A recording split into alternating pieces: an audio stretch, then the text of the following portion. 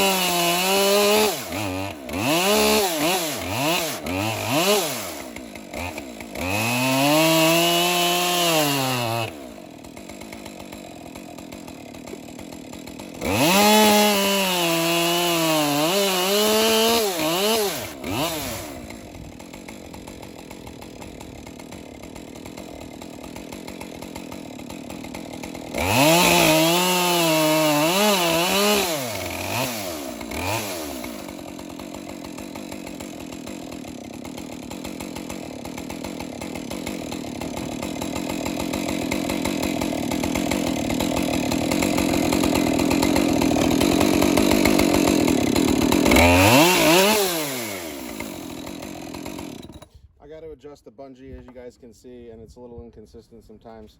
I got to get a bump stock more or less put up here. That way the wood has something to rest against, and I got to make sure it's up far enough and it's not hitting the dogs on the other side of the saw. That's what's currently happening.